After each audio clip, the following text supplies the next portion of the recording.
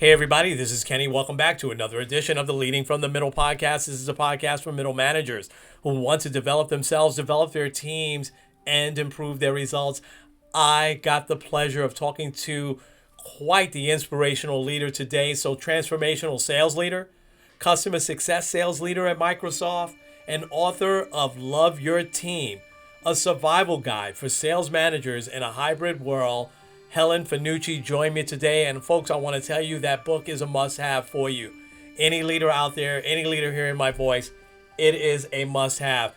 Listen in as Helen talks about loving your team and why leaders should do it and all the advantages around it. Here as she talks about how the hybrid world has changed so much, particularly in the world of sales. And hear her talk about how we need to support people in their career goals, and she gives some great advice on how we do that. You don't want to miss a second. Let's get at it. This episode is brought to you by Kitcaster. Kitcaster books you on top podcasts. How do funded startup founders attract prospects and talent? Podcast interviews. How do entrepreneurs with exits find new deals? Podcast interviews. How do C-suite execs differentiate in crowded markets? Podcast interviews. Kitcaster books you on top podcasts. Click the link in the show notes for a special offer. Celebrate good conversation. Hey there, everybody. This is Kenny. Welcome back to another edition of the Leading from the Middle podcast. This is a podcast for middle managers who want to develop themselves, develop their teams, and improve their results. I've got somebody who's going to help you with all three today. And so I'm just going to jump right in. I am so excited to talk to her. So, transformational sales leader, customer success sales leader at Microsoft, and author of Love Your Team, a survival guide for sales managers in a hybrid world. Welcome to the podcast, Helen Fanucci. Helen, it is so great to meet you. How you doing? I'm good. Thank you for having me. It's just my pleasure to be here. Oh, thank you so much. There's so much I want to ask you about and get your advice on today. But first, I really want to hear your backstory because you've had an amazing career, and I'd love to hear you go back as far as you want or not. But what's really led you, and I really want to hear about what's led you to be inspired to write this book. So tell us a little bit about your backstory. Yeah, sure. So I've been in tech my whole career, started as an engineer for IBM and then transitioned into marketing and then sales.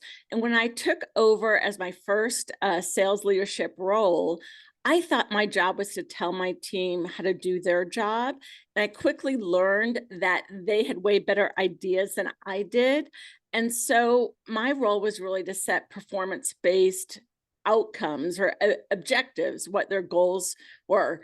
And then over time, so in the last 25 years, I've been leading hybrid teams. And in July of 21, I was doing a keynote at a conference on retaining talent. If Mhm. you recall, about 4 million people were resigning every month. Yes. Yes. And so it was a hot topic. And when I got to the part about, the things to do, what I ended up putting on the slide, and I was really nervous, was love your team. Because that encapsulated for me the sentiment managers need to have and the actions they need to take to support, care for their team, et cetera. And, I'll unpack that more during this conversation. But I got such a great reception, and people, the leaders in the audience, they wanted to learn more. Like, how do you go about doing that? And what do you do? It sounds like time consuming, and how much time does it really take? And all these questions. And so I realized that, I could write a book. And so I went down that path. And as I reflected on what I actually do as a sales leader, is I have conversations with my team. So I focused on and distilled down the 17 key conversations I have and put it literally into a how-to guide for leaders so Mhm. that they can look, every conversation chapter is the same, like how to recognize the need for the conversation, how to conduct the conversation, assessing if it worked, etc. Wow. Wow. I love that. Yeah, we've got to unpack that a little bit more. And what an amazing story. And I love how just, based on the feedback, and you were probably reading the audience perfectly. And then with the questions that they came up with for you afterwards, I love that you made the decision to do this.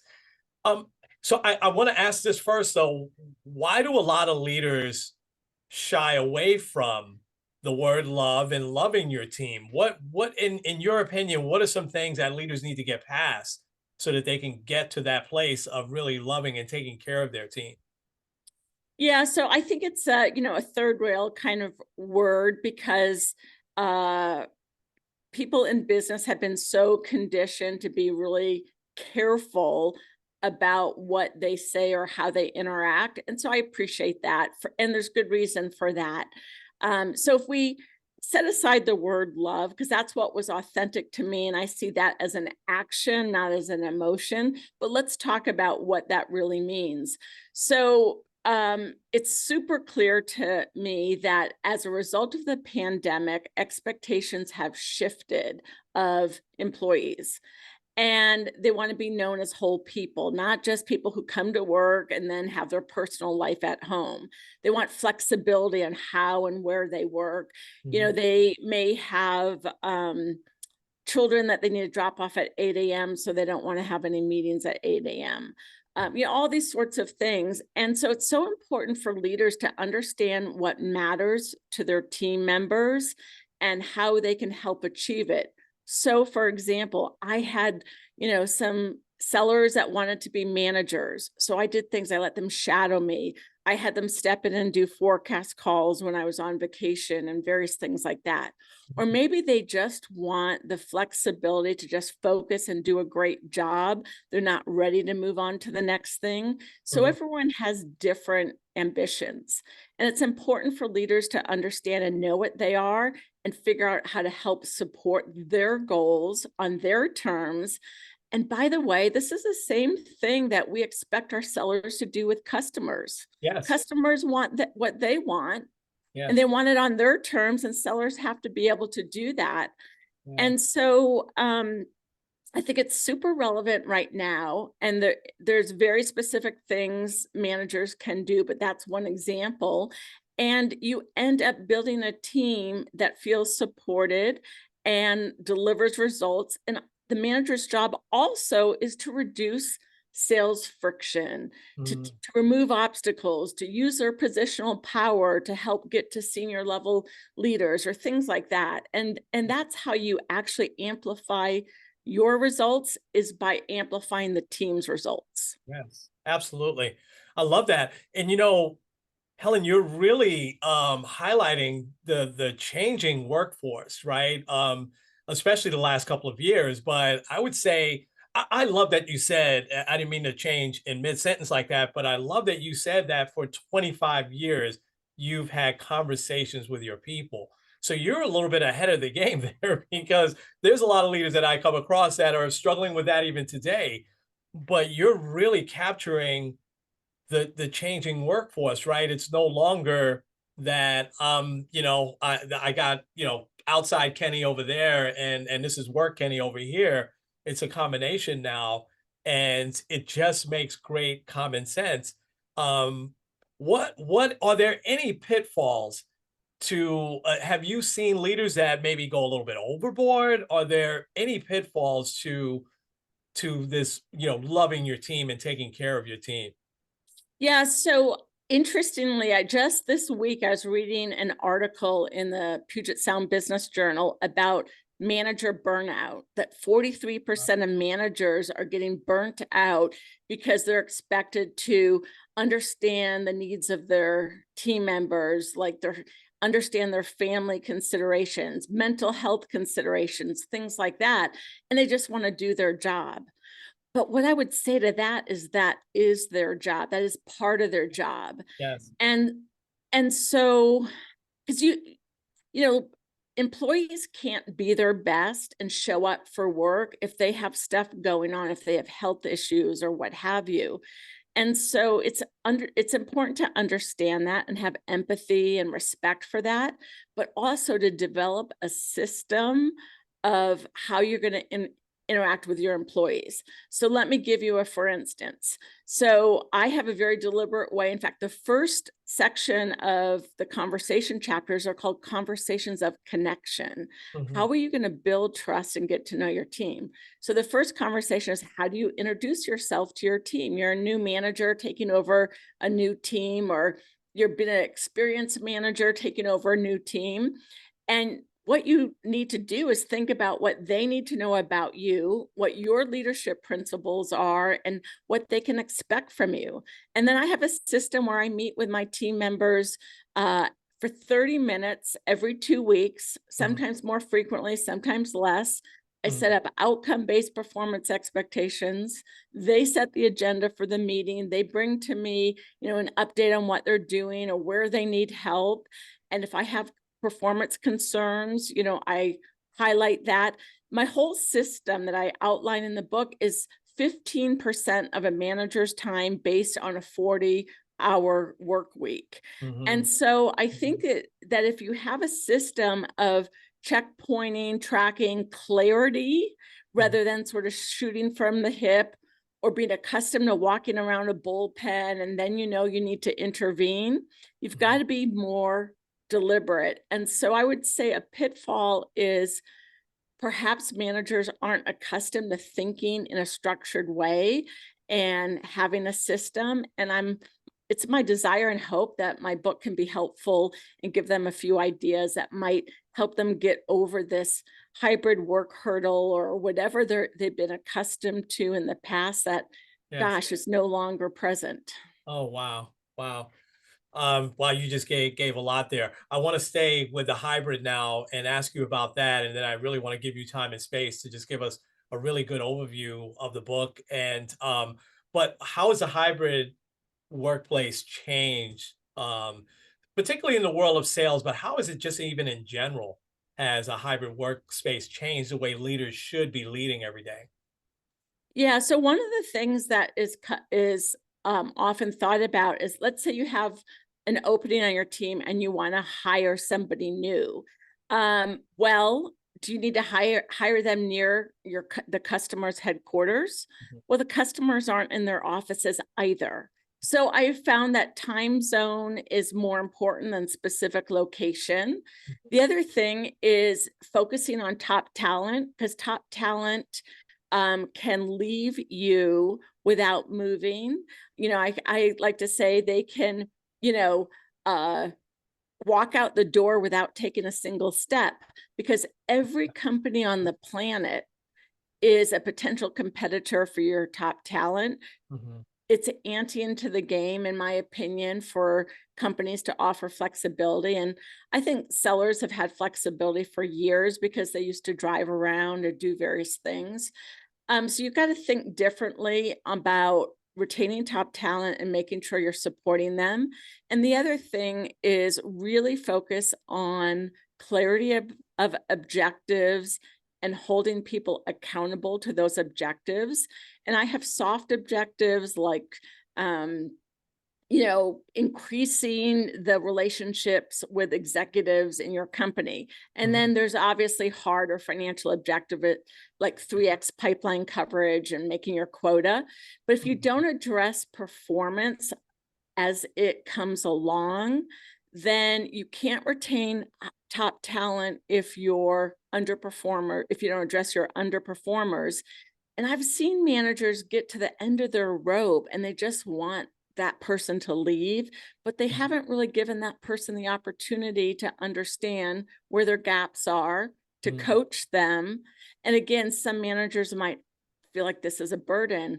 I hire experienced sellers. They should know what to do. Mhm. Well, the reality is nobody can know everything about everything, and it's a team sport, and you've got to embrace coaching and helping and growing your people. Mhm. And if you don't want to be a people-centered leader, I would say get out of management. Yeah. Yeah, absolutely. Especially in these days and time. I love that answer. Um, so I want to, I'll play devil's advocate for a second and give you time to really talk about, give us a good overview on the book, because I want people to go out and buy it.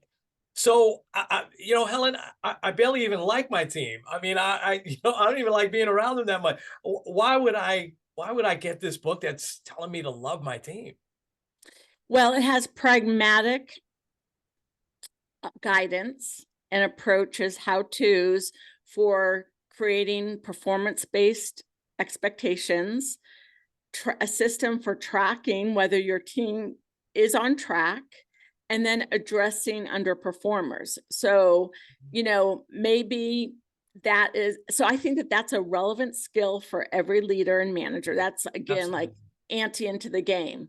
The Absolutely. other the other thing is that you can support your team because you want them to be successful.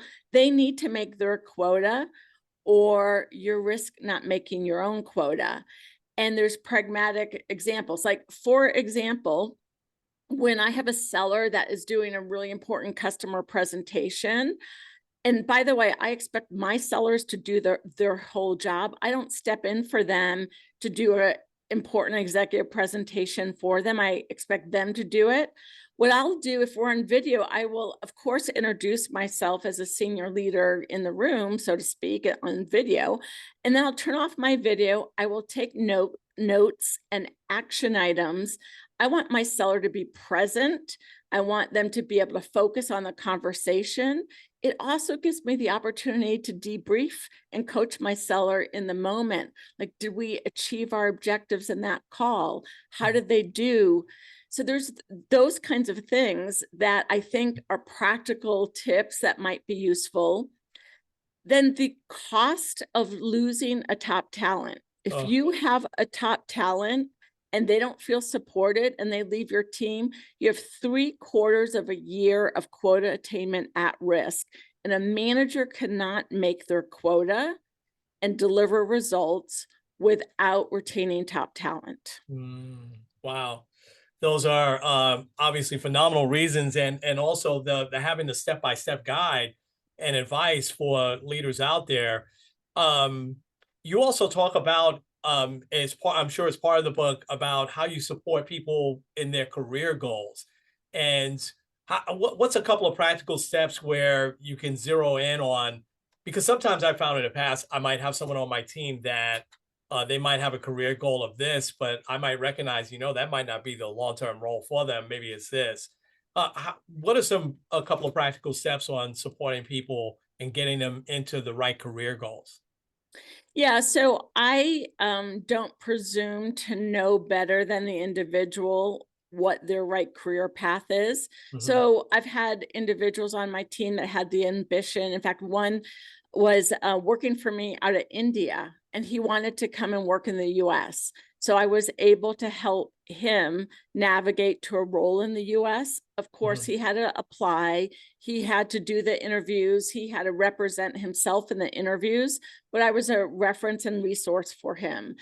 And I've helped people three of my team members got promoted from sellers to first level managers a year ago, Hmm. and they're doing phenomenally well. Hmm. And then I had someone on my team recently that is a more technical seller that wanted to actually move into engineering. And so I provided him with some introductions through my network in engineering. And you Hmm. might think to yourself, wait a minute, all these people are leaving your team. You're going to be in trouble having to replace them.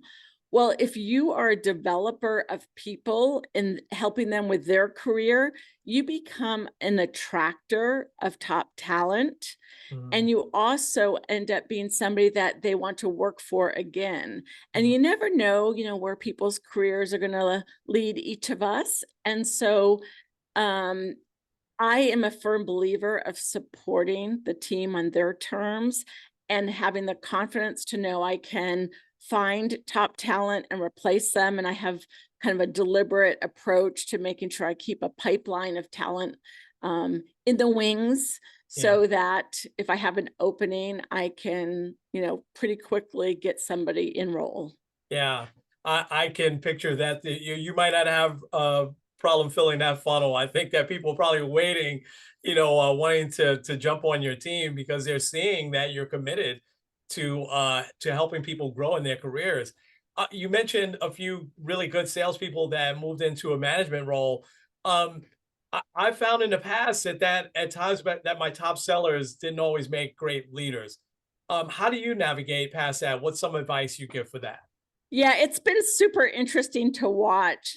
So I've had one of them in particular, seek coaching from me regularly because they've Mhm. had more people-oriented performance kind of stuff than they might have anticipated. And it's given them, I would say, pause to go, gosh, do I really want to be a manager? Because this individual was such a phenomenal seller and making quota, overachieving. And now their role is very people focused, and it kind of was more than they anticipated. So they're getting a taste of it and evaluating if that's what they want. Mhm. Um, I also, of course, so I'm a resource for folks, but I think it's so individual, as people look towards their career, but you've got to be able to embrace the people side if you're going to be a leader. And I communicate that, but sometimes people have to experience it in order to see if that's really for them or not. Yeah, Um, yeah. I, I think core skills of building trust, the sellers and the skills they have with customers, those core skills translate really well into being a manager because it's about building trust, understanding what makes your team tick, delivering outcomes and performance conversations, having the courage to be straight up and go, you know what? Here's what I'm seeing. This is, I see that this is a challenge for you. Would you agree, or what do you see? Hmm. Yeah, absolutely. I love that approach, and I think that for top sellers that just really want to move in their career, that's usually a logical next step. And but I love how you would dig into it and figure out what exactly do they need. I can't let you go without getting a little bit of advice for leaders out there today. So, Helen, what would you say would be maybe 2 to 3 must-have skills for leaders here in 2023? Yeah, so first and foremost, understand what matters to your team. So the first one-on-one I have is it's all about them telling me about themselves, their family, their career ambition. So understand what matters for them. And if you haven't had that conversation, have that conversation. Mhm, mhm, Figure out what you can do to support your team, not only at a professional level by removing sales friction and using your power to help connect the dots for them to reach more senior leaders, but mhm, also how you can help them achieve their personal goals and outcomes and career ambitions. mhm, And then thirdly, develop an approach for regularly checkpointing with them. As I mentioned, mine is every 2 weeks for 30 minutes, sometimes more frequently if a lot's going on, particularly if a deal is, big deals ready to close. We'll probably touch base more frequently than that, but have a formal one-on-one with them where they come and give you an update, and you figure out what you need to do to help them provide feedback, coaching, what have you. that's awesome. That's great advice. You're such a forward thinker, so I want to ask you this: what's a skill that maybe was really good, 4 or 5 years ago that leaders need to lose today? Gosh, now that is so there's a tendency for leaders to pay attention to what their team is doing on a day-to-day basis. Like, are they Yeah. busy? Are Mhm. they productive? How many calls have they made? Yeah. I would say focus on outcomes and not day-to-day actions because I don't ever worry about that. Some leaders want to, there might be you have 20 calls a day, so they may want to check on that outcome, but don't pay attention, micromanage on how your team spends their time. If you have good outcome-based expectations, lose the idea of having to worry about whether your team's doing what you think they should be doing on any day-to-day or moment-to-moment. Oh, that's a great one. Because I remember when someone would say, I'm going to work from home today. Okay, let me know exactly what you do. Make sure you pick up your phone when I call. We can't manage that anyway. And in this hybrid world, I love that you said, just look at the outcomes. Absolutely. Right.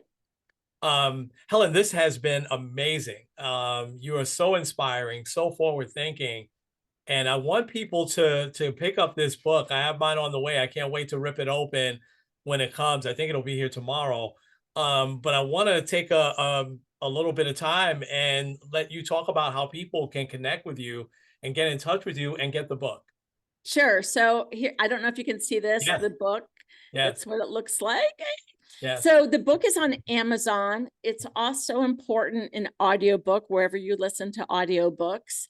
And I'm on LinkedIn, so that's the best way to connect with me. I will share that I just recently left Microsoft, and I've been asked to do some business consulting and executive coaching. And I'm actually also exploring starting a business, which I would characterize as a go-to-market, a pipeline as a service business. And I haven't finalized or, put an offer out there yet, but I'm also exploring that possibility. Well, congratulations on that. That is fantastic news and breaking news here first, right? So that is fantastic news. And so when you gather all that up, please, I'll be loving to share that. I'm going to connect with you on LinkedIn, and I'll love to share any other way that people can get in contact with you as you go down this venture, which I just know you're going to be enormously successful at, because you're talking about things um, that are about 5 years ahead of us, and I love that, and that's fantastic. And so I wish you nothing but the best of success. Continue down this path. It is so important. So love your team, a survival guide for sales managers in a hybrid world. It is so important that you pick that up, folks. The work world is changing right before our eyes every single day, and we need to be a little bit ahead of the game. Those days are over. Leave your problems at the door. Those days are long over. And so I'm so glad that you're talking about things that leaders can really use every day. So we'll continue to connect. I thank you so much for the time, and thank you also. It's West Coast time. You're out on the West Coast, so I thank you. am. Yeah, so thank you for getting up early for me here in New York. It was phenomenal having you. So thank you so much. You're welcome. Thank you for having me. Oh, it's my pleasure. So, folks, this has been the Leading from the Middle podcast with Kenny and with Helen, and we will talk to you real soon.